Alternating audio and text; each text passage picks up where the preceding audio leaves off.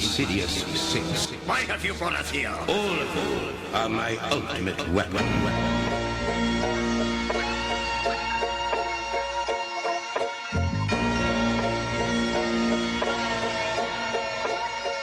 Yo. Designed for disaster, from the mind to the master. Plot thicker than encyclopedias with unlimited chapters. Face like I play poker, so you get no hints of the takeover. We hit a bulldozer the slave owners. Call us insidious, cause we reject the silliness and refuse to participate in your game of idiots. I'm so annoyed by the trash. What is going on, everybody? This is your friendly neighborhood coach, and this is the next installment of the Locker Room. Listen, y'all, this is your friendly neighborhood coach, and I'm here talking all sports that just go about and talk about Cleveland. I'm Cleveland born, I'm Cleveland bred, and I'm going to always be a Cleveland guy, and I love my Cleveland sports. So we're going to get ourselves set today on this episode of the Locker Room. We're going to talk the Cleveland Browns versus the Buffalo Bills on Sunday. We're going to go back over the Bears game last week. We're going to always give you a Shedure Sanders update. And then I have a question. Who is going to be the next coach of the Cleveland Browns if Kevin Stefanski's not here? I got a few candidates for you guys, and we can discuss a few of them. Then let's talk about Ohio State. Well, actually, Ohio State is not playing, but the college football playoffs have started, and some pretty good games going on. All right, and we'll talk about that in a little bit. Plus, we go into the Cleveland Cavaliers versus the Chicago Bulls. Cavaliers are still struggling, still some stuff going on, and we're going to talk about it. You know, now, if there was an opportunity to trade somebody, who would you trade? Who would be on the trading block right now? And the next question I want to ask you is, do you blame Kenny Atkinson for the Cavaliers' struggles?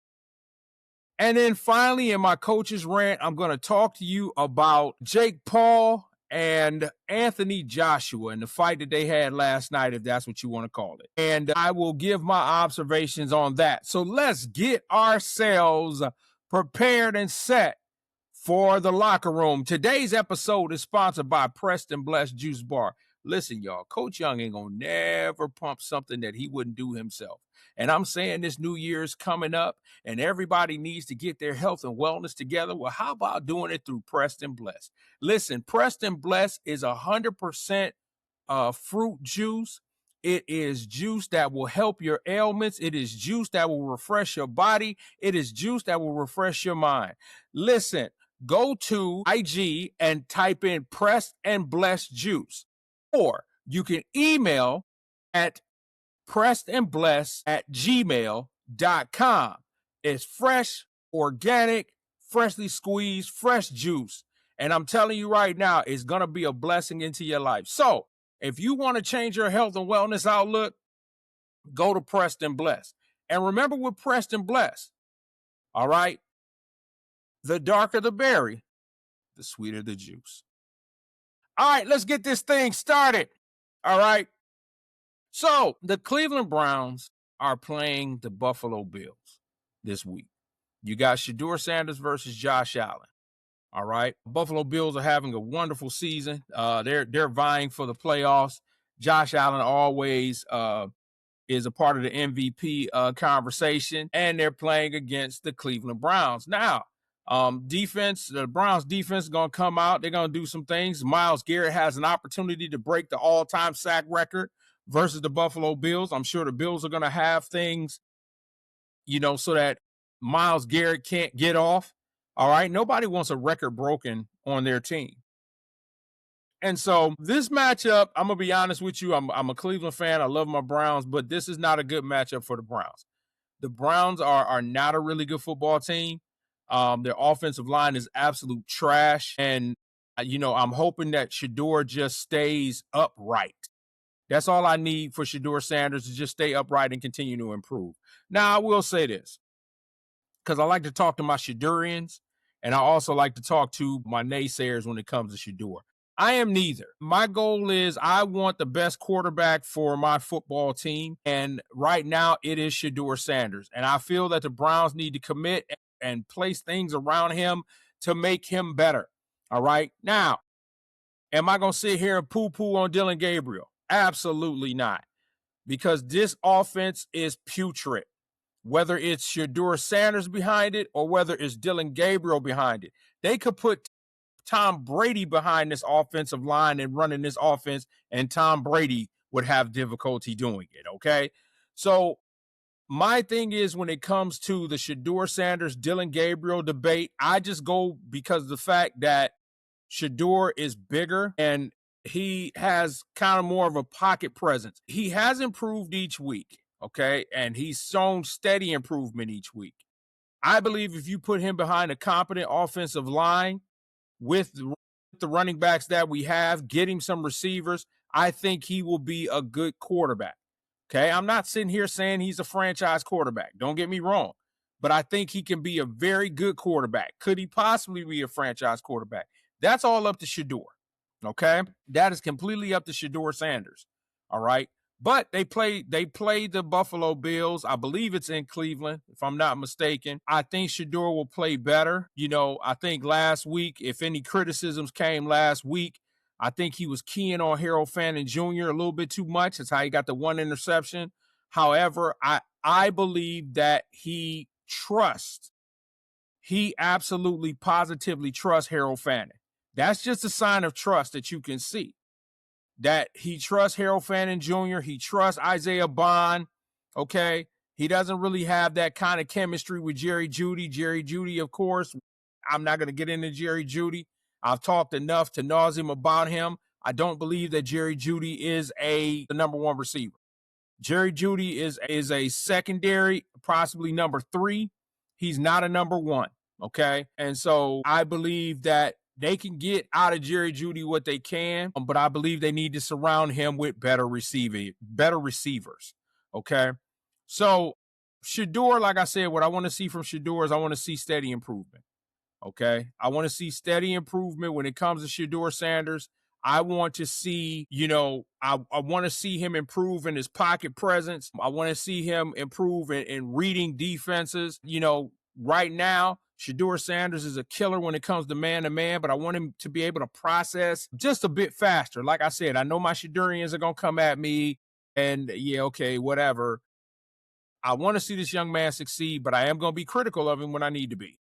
And these are things that I think he needs to improve on, and I think he will improve on. I want the organization to commit to him.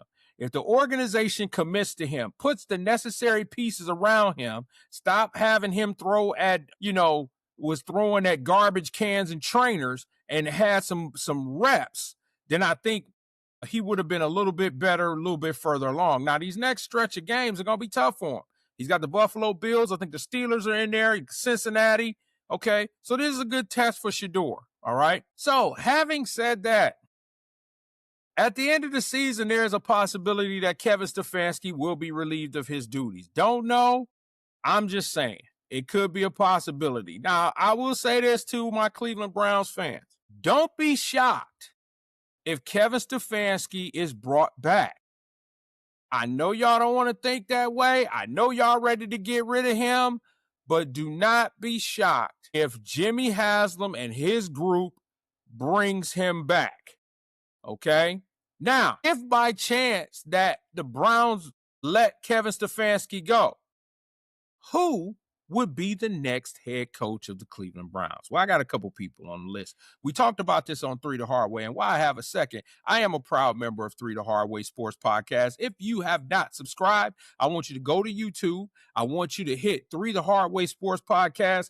Go ahead and subscribe. You will see me, my man Lionel Jones, L Train, and the captain, Terrence Alston. And that's what we do is we talk all Cleveland sports. Then when you are done with that, if you have not subscribed to the Locker Room, then I want you to go ahead and subscribe, like, and comment when it comes to the Locker Room. My motto is always this. You may not like what I'm saying, but you will listen. All right? Now, back to this. We talked about it on 3 the Hard Way.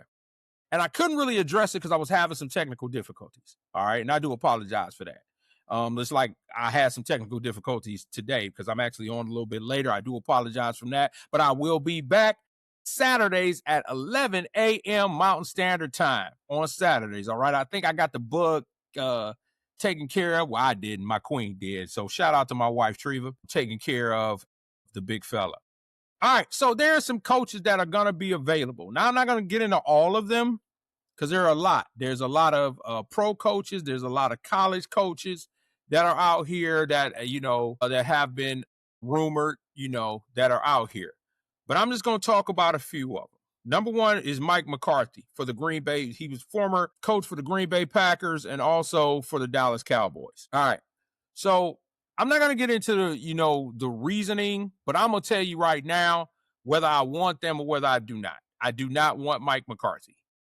Okay? I don't. I don't know why Mike McCarthy gives me Mike Holmgren vibes, because Holmgren came to Cleveland and he stole money. That's all he did. He stole money and he didn't improve the product. Okay? Joe Barry, offensive coordinator for the Buffalo Bills.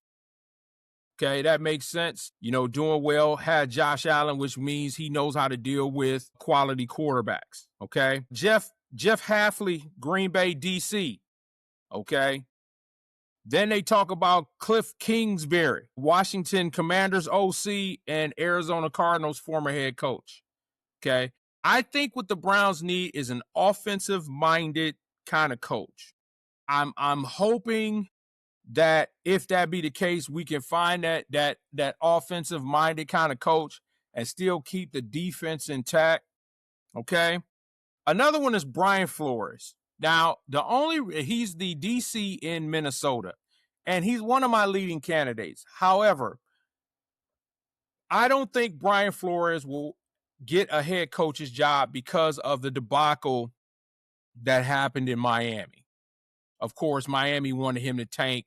Brian Flores did not want to tank, and he let it be known, and he went public with it. And I think that may hurt Brian Flores from becoming a head coach in the NFL. There's a name that not a lot of folks talk about, and that's Eric Bieniemy.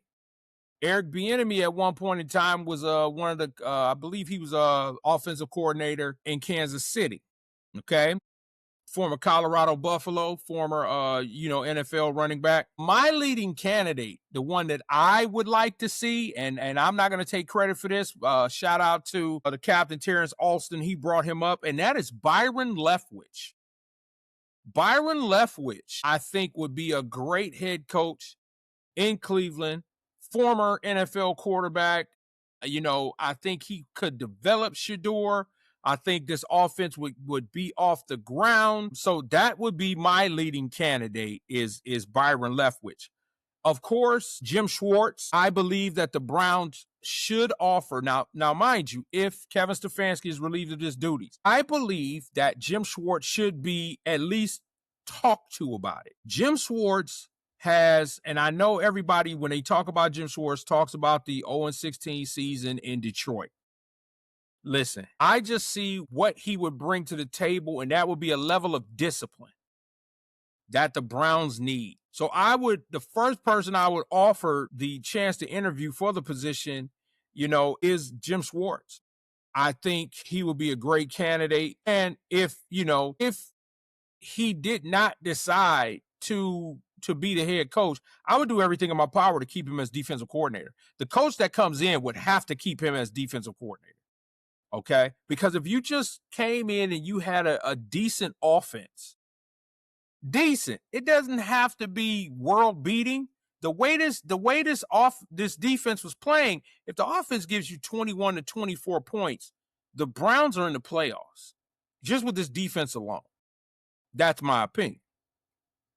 Okay. Clint Kubiak, the Seahawks offensive coordinator. Hey, listen, I watched the Seahawks and the Rams play on Thursday night. It was an absolutely fantastic game. It's funny sometimes, y'all, and I'm going to be transparent. It's funny sometimes when I watch the Browns, and then when I actually watch good football, it feels weird because I watch the Browns and I watch what they do, and then I watch a game like Seattle and the Rams, which went into overtime, and I saw quality football.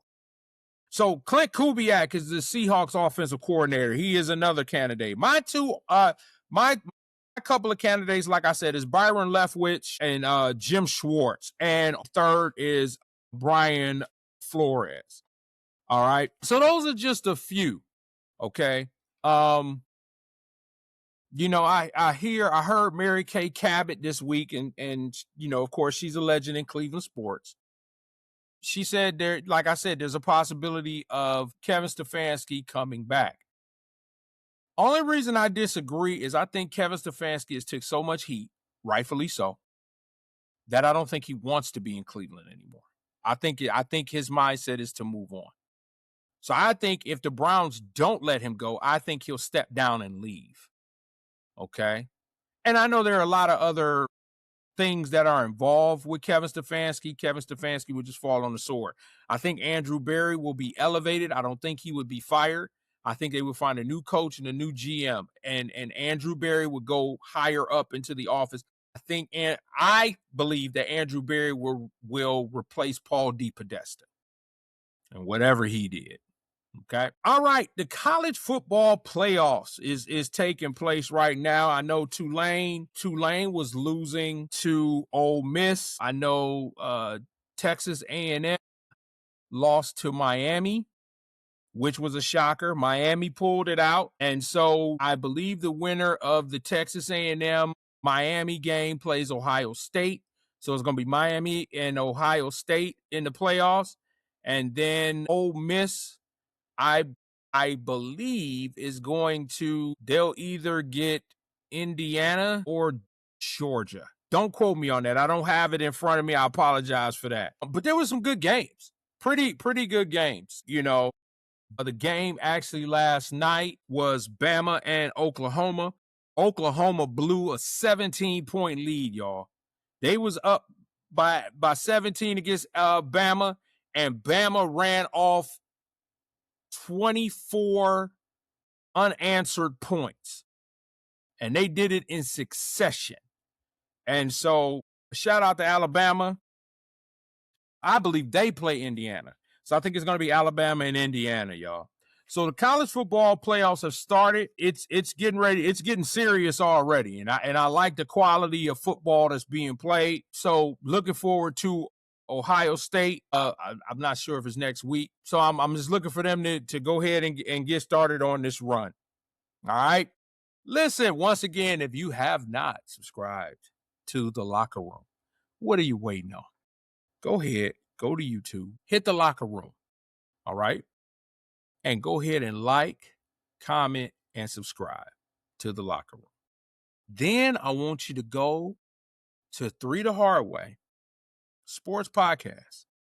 Remember, you got to do that. 3 the Hard Way Sports Podcast. And I want you to like, subscribe, and comment on those. We got a bunch of videos on there.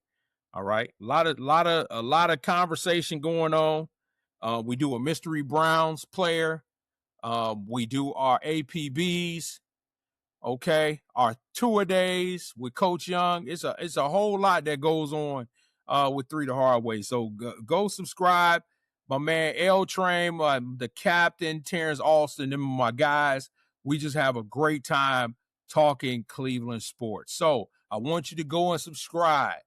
Okay. Subscribe to 3 the Hard Way Sports Podcast and subscribe to the Locker Room. Tell your friends, tell your neighbors. Okay. And because like I said, all we do is we talk about Cleveland sports. We get some national stuff in there every once in a while, talk a little national sports, but we do Cleveland. We're just 3 Cleveland boys that just sit up and talk about Cleveland sports. And that's what I do here on the Locker Room, is I just talk about Cleveland sports. All right. So 3 the Hard Way and in the Locker Room. Trust me, you won't dislike what you hear. Okay. All right. The Cleveland Cavaliers, guys. Ooh, I got to take a deep breath when I talk about the Cavs, because the Cavs are incredibly frustrating. Okay. All right. They're incredibly frustrating when you talk about the Cleveland Cavaliers. So they lost to the Bulls yesterday, 136-125. The second time they lost to the Bulls. It was a home and home. They lost to Chicago in Chicago, and they lost to Chicago in Cavaliers. Guys are struggling bad. And I'm trying not to get overly frustrated, but it's very hard when you watch the Cavaliers. Now, last night, let me tell you who was out. Donovan Mitchell was out with an illness. Craig Porter Jr. out with an illness. Max Strus has not returned yet. Larry Nance Jr. is hurt. Evan Mobley, hurt. Okay. Sam Merrill, hurt. Okay. All these people hurt. I fired the training staff. I'm joking, but I'm not. So as the Cavs went into the game last night against the Bulls, you had a lineup of Tyrese Proctor started at the point, Darius Garland, Jared Allen, Jalen Tyson, and I can't remember who the fourth was. So, and Dean Wade, that was the fourth one. I'm sorry. And so they went in, started off pretty well. Darius Garland got off the schneid. He had 35 points. He had 8 assists. He was 6 of 12 from the three-point line. Darius Garland was Darius Garland. Now, before everybody gets excited when it came to the offensive side of Darius Garland, I am never critical of the offensive prowess of Darius Garland. Here is my problem with DG, the point G. He can't defend. He has trouble staying in front of his people. Now, when you have Evan Mobley and Jared Allen behind you, you can play a little bit of Olay defense. Darius Garland does it too much. When I coached, I had a player who didn't really play defense, and I would get on him because he didn't play defense, and he would say my offense is my defense. And that's how I see Darius Garland. Darius Garland's offense is his defense. Now, having said that, he had 36 and 8, 6 for 12 from the three-point line. He was on, okay? Tyrese Proctor had 16 with three assists. Jalen Tyson had 14 points. Naquan Tomlin came off the bench and gave you 15, and he was trying to dunk on everybody. The problem is a couple of things with the Cavaliers. Number one, their three-point percentage is not where it was last year. They're not hitting the three at a clip. They shot 39 threes last night, and I think they made 13. It was like 36%. Okay. Their transition defense is horrid. I don't know how many times they scored, and Chicago had. Now, I don't care what anybody said. I can't stand cherry pickers. And that's what the Bulls, people say, oh, it's a leak out. No, it's a cherry pick. That means that person didn't defend. So they just waiting for the ball to come off the rim and they taking off. Now, the Cavs transition defense is not really good. They're not hitting the three-point shot at a reasonable clip. And there are times that Kenny Atkinson puts guys out there who can't shoot. Dean Wade cannot hit the broadside of a barn.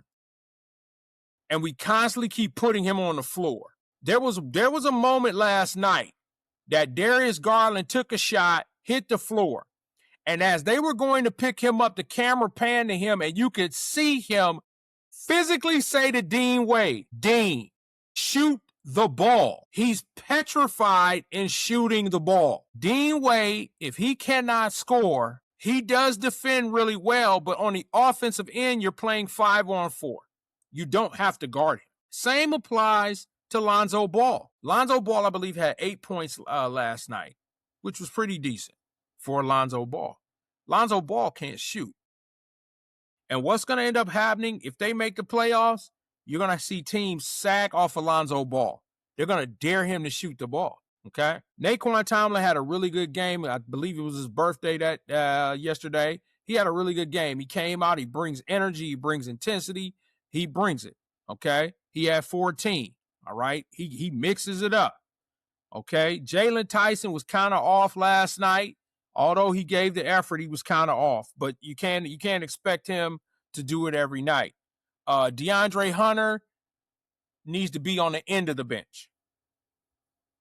Because the thing about DeAndre Hunter is if DeAndre Hunter is not really scoring, I think he had 11 last night. If he's not really scoring, he's not a good defender as well. He's not. I watched him last night. He lets guys blow by him, and the Bulls had 7 guys in double figures. Zealous had 24. Nick Vucevic, he had 24. Josh Giddey had 17. There was 7 guys in double figures. That is a lack of defensive intensity. That is a lack of defensive intensity. And the way the Cavs are winning is because Donovan Mitchell has to go supernova. Just like Darius Garland last night scores 35, 36. He had to go supernova, okay? Now, I'm an old school basketball guy. I don't always have to be right. But a lot of these injuries, to me, shows a lack of toughness, okay? To me, it does. When you look at Sam Merrill, I think he had a wrist injury. Sam Merrill's been out for a pretty long time. The only one to me that has a real legitimate reason for being out a long period of time is Max Strus. He broke a bone in his foot, okay? Now, like I said, this type of NBA player is kind of different, all right? I know some old school, and I'm old school, y'all. I'm sorry. Tape it up and let's go, okay? Evan Mobley is dealing with a calf injury. I understand being cautious on that because most of the calf injuries then led into Achilles tendon problems, okay? So I get that. But a lot of this stuff, and I'm really impressed with the young players, the young guys. Like I said, Tyrese Proctor had 16. I'm sorry. He had 16 points. He looked good. The young fella looked good. Okay. Let these young Lions go ahead and play. All right. But that leads me to this question. Who's to blame for the Cavs' struggles? Who is it? Do you blame Kenny Atkinson? Here is my opinion on that. Kenny Atkinson has not had his full complement of players ever. I think the starting unit played with each other twice. Kenny's been mixing and matching lineups, but I said this in a 3 the Hard Way segment, and I've also said this here on the Locker Room. Kenny Atkinson is slow walking this team. He'll take these losses. He's trying to win, but he'll take these losses. But look at the invaluable experience that these young fellas are getting.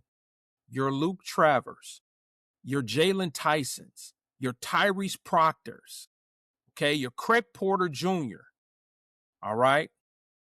Look at the invaluable experience, your Naquan Tomlins. Look at the invaluable experience that these young cats are getting. Look at them. They're improving every game because they're getting minutes that on other teams they wouldn't get. I said this before and I will say this again. Watch the Cavaliers make a run either prior to or right after the All-Star break because Max Strus will be back toward the end of this month, beginning of January. Max Strus will be back.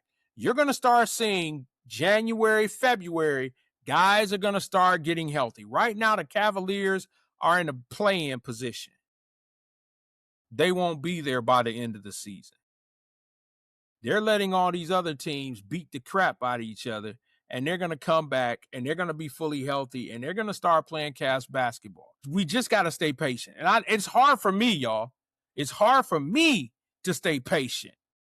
But we have to stay patient when it comes to the Cavs, okay? We got to stay patient, all right? So let me ask this question here. If you had an opportunity to trade someone, who would you trade? Would you trade a member of the Big Four? Would you trade one of the young guns with a draft pick and get somebody? And who do you trade for? Memphis is trying to get rid of Ja Morant. Would you go after Ja Morant? Here's my response. No, leave this team alone. Leave it alone. Because once they are all together, and once they're able to play and get the kinks out all together, this team is going to be dangerous. They're going to be dangerous. Once everybody's fully healthy and they stop playing this experiment when it comes to Evan Mobley and trying to turn Evan Mobley into the second coming of Tim Duncan, okay? Coming into the second coming of Tim Duncan, then, we'll get somewhere. Now, I do believe that you cannot play Evan Mobley and Jared Allen on the court together. I think you should play them separately.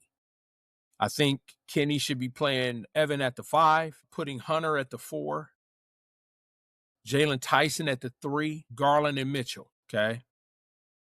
I'm bringing Sam Merrill off the bench. And it might sound crazy because Sam Merrill just signed that ridiculous contract. And I don't mean ridiculous as in he didn't earn it. Sam Merrill did earn it. But I'm looking at it from a standpoint of Jalen Tyson has earned minutes. Jalen Tyson has earned his keep. And you got to put Jalen Tyson out there. Now, when Max Strus comes back, I mean, Kenny's in a conundrum when Strus returns because Jalen Tyson has played his way into the starting lineup. Okay? He's in the top on the Cavs team in three-point percentage. Plus, he defends, even though he fouls a lot. He defends. He finds the best player on the floor and he tries to guard him. You know, so right now with DeAndre Hunter's not playing well. So you could put Tyson at the 4. I mean, he's a legitimate 6'6", 6'7". You can put him at the 4. You can put Strus at the 3, put Evan at the 4. You know, Trae Young, 68-35. I hope they get it together and it's not just another year of them, flatlining during the year, or if they even make the first round of the playoffs. That's yeah. I truly believe, like I said, that the Cavaliers around the All-Star break will begin to make a run. And I could see them being top 3 in the Eastern Conference, if not winning the East. Okay, I can see it. All right. I think their next game is in New York against the Knicks on Christmas. They got probably one beforehand, but I know they play the Knicks on Christmas. I'm not looking forward to that. The Knicks just won the NBA Cup. They're playing at a high level right now, and the Cavaliers are not. They just are not. Evan Mobley is out another couple of weeks. I don't know when Sam Merrill will return. Like I said, Strus should be back toward the end of the month, which is coming close. He should be back the end of the month, beginning of the new year. He should be back. So hopefully the Cavs can get it together. All right. But in terms of trading anyone, I know Darius Garland has been talked about being traded. Nobody wants Darius Garland. He's an undersized point guard. Now, he has very good leadership ability. He has good shooting ability. But once again, like I said, his Achilles heel, he does not defend well.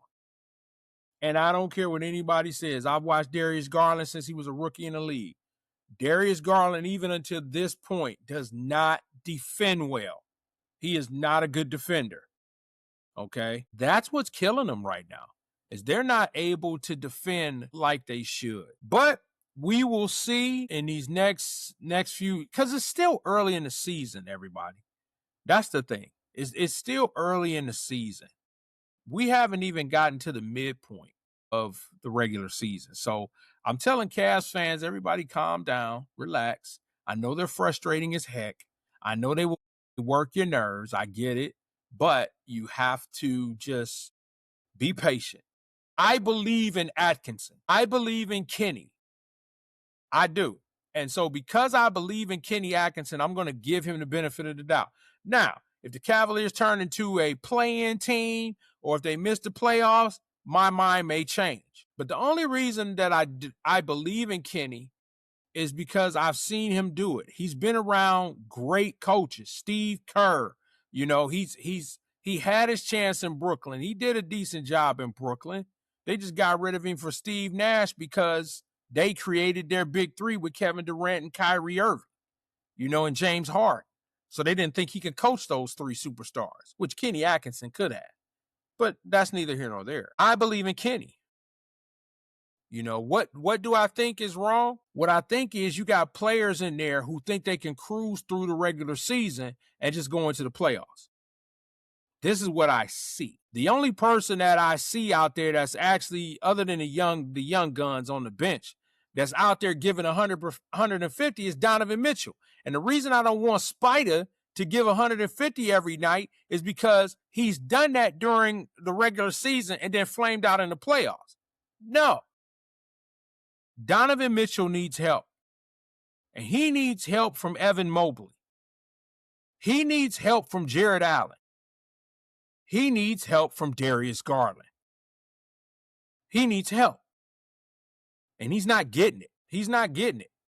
Kenny Atkinson, the only disagreement I have with Kenny Atkinson is he's trying to turn Evan Mobley into someone who he is not. Evan Mobley is not Giannis. Evan Mobley is not going to be Tim Duncan. Evan Mobley is not going to be Kevin Garnett. He's not going to be Chris Bosh. Evan Mobley is going to be Evan Mobley. And for everybody to think that he's about to flip this switch and turn into some demon during the playoffs, I beg to differ. I don't see that in his game. And I broke it down last week like a fraction.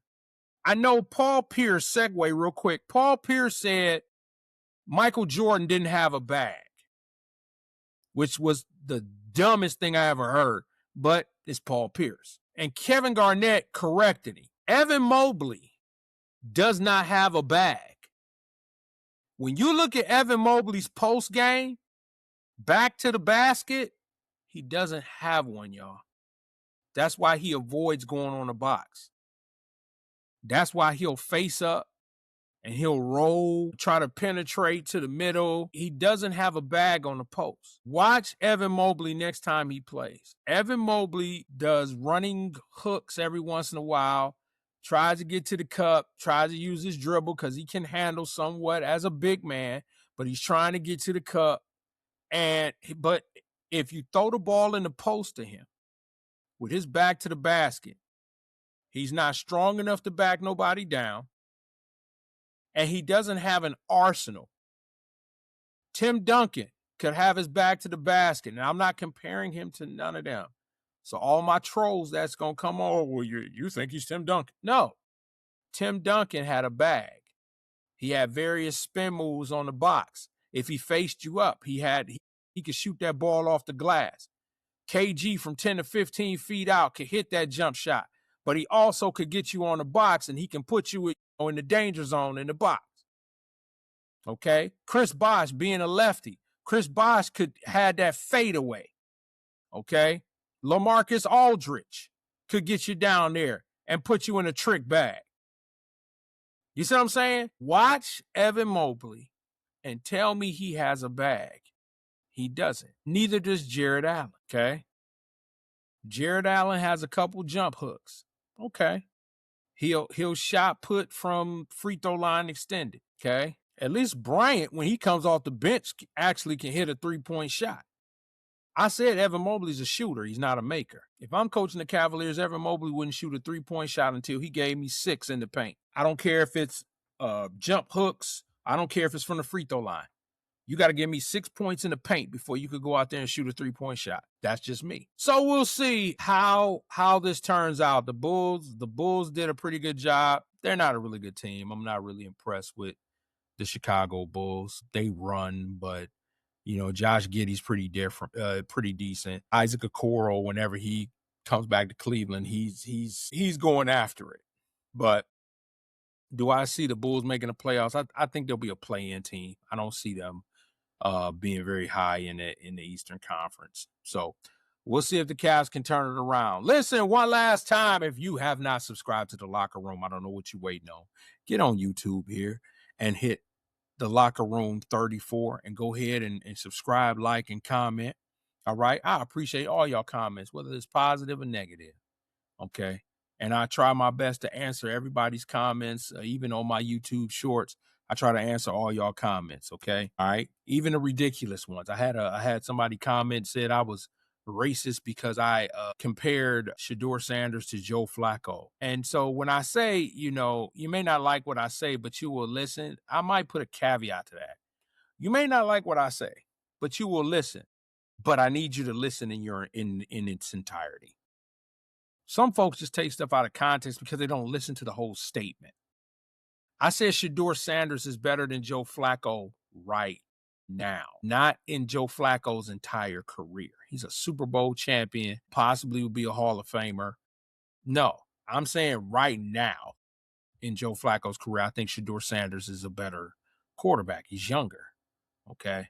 But yeah, I got that. I got the racist tag, which I thought was funny. Y'all missed me with all that because I'm gonna tell it like it is. Like I said, I don't sugarcoat nothing, and I want to see my teams be successful. But at any point in time, I will be extraordinarily critical of them. So If you have not subscribed to the Locker Room, go ahead to YouTube and hit the Locker Room 34 and go ahead and subscribe. And then go to 3 The Hard Way Sports Podcast. Go ahead and like and subscribe with that. We will be recording. You will see the next episode on Monday. We generally, L Train generally has them out on Monday. So we will be talking about a lot of the games tomorrow. All right. All right.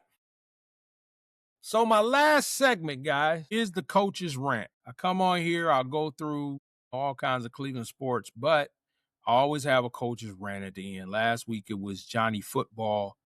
And so this week, my coach's rant is going to be Jake Paul versus Anthony Joshua. Miss Treva said, that's wild. Let me show this. I'll show this one on the stream. She says, I hope they get it together, talking about the Cavs, and it's not just another year of them flatlining during the year, or if they even make the play, or if they even ever make first round of the playoffs. All right. Keep commenting. I appreciate you guys. Thank you so much. So my coach's rant is Jake Paul versus Anthony Joshua. They fought last night, and Jake Paul was knocked out in the 6th round. So for me, I love boxing. I've been into boxing for a very long time. I go back into the golden era of boxing with Ray Leonard, Roberto Duran, Thomas the Hitman Hearns, Pernell Sweet Pea Whitaker, Alexis Arguello, Aaron Pryor, Ali, Frazier, Foreman, Ernie Shavers. I mean, I came up in the golden era of boxing. I would watch boxing on Wild World of Sports with Jim McKay every Saturday just to see Ali fight. And they would put the fights on there. I think the greatest one round of all time was Thomas the Hitman Hearns and Marvelous Marvin Hagler. If you've never seen that fight or that first round, I want you to go to YouTube and look up Marvin Hagler and Thomas Hearns. That wasn't a fight, y'all. That wasn't a boxing match. That was a fight. It was like 2 dudes in the street fighting. And it was the greatest first round I'd ever seen in my life. And I still say that. Okay. I watched, of course, Roy Jones Jr. come through. I watched a lot of boxing.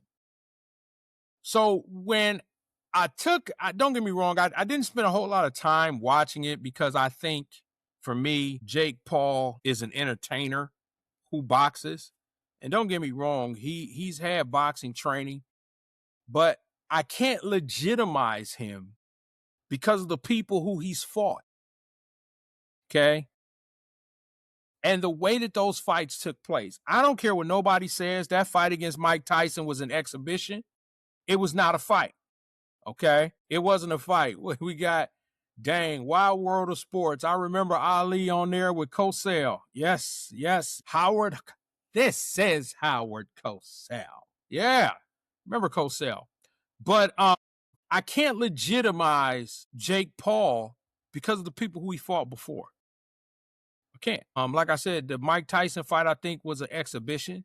Because if you go back and you look at that fight, Mike Tyson pulled punches. You can't take instinctive boxers and make them exhibitionists. Even when Mike Tyson did an exhibition with Roy Jones Jr., he almost knocked Roy Jones out. But this fight against Anthony Joshua, this was the first time Jake Paul fought an actual boxer. That wasn't, old. He fought a boxer. And Joshua pounded him. He pounded him. Matter of fact, he broke his jaw. Okay? Now, I give Jake Paul credit because at this point he was trying to quiet the naysayers. So that's why he challenged Anthony Joshua. And don't get me wrong, he made like over, I think, $100 million in this fight.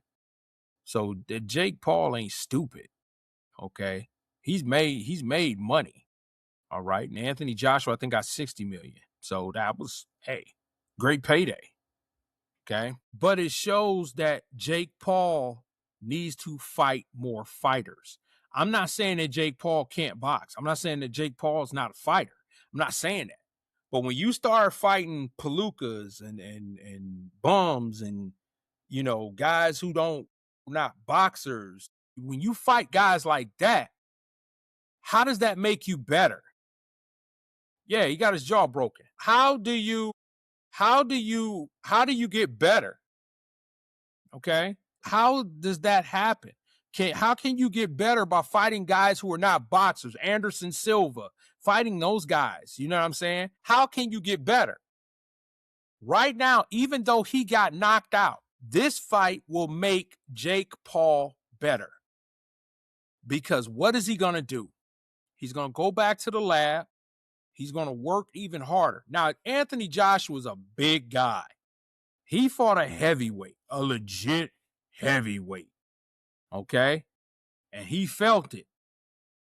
So shout out to Jake Paul for taking on this fight, knowing that it's a possibility that he's going to get knocked out. But he didn't waver.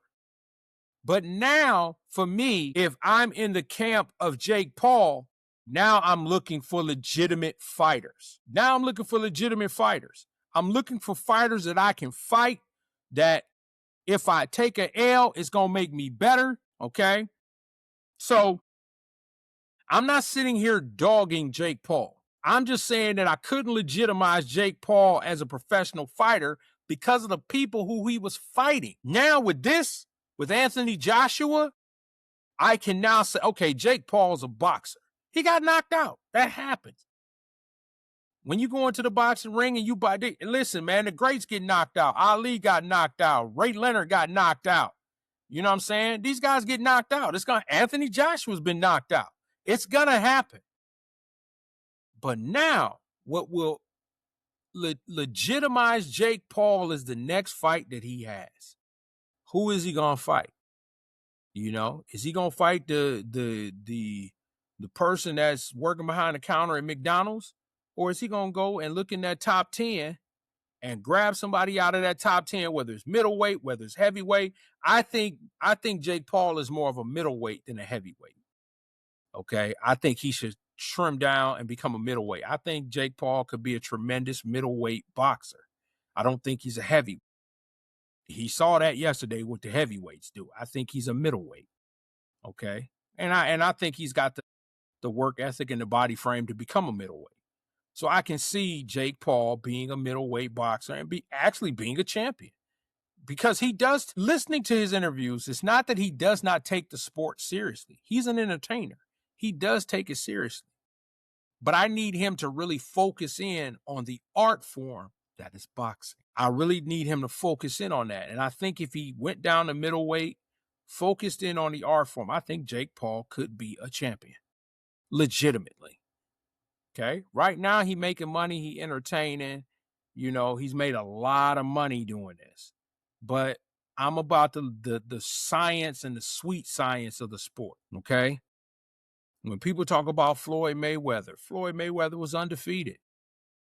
I'm not going to sit up here and say he didn't fight nobody. That's disrespectful. Boxers are boxers. Do I think there was somebody out there that could beat Floyd Mayweather? Yeah. When I grew up, it was a gentleman by the name of Pernell Sweet Pea Whitaker. Rest his soul. He was hit by a car. He was killed not too long ago. But Pernell Sweet Pea Whitaker, I think, would have done business with him. Aaron Pryor would have done business with him. Okay? And there's no disrespect to Floyd Mayweather. Floyd Mayweather, undefeated, one of two undefeated champions. Him and Rocky Marciano walked out undefeated. No disrespect.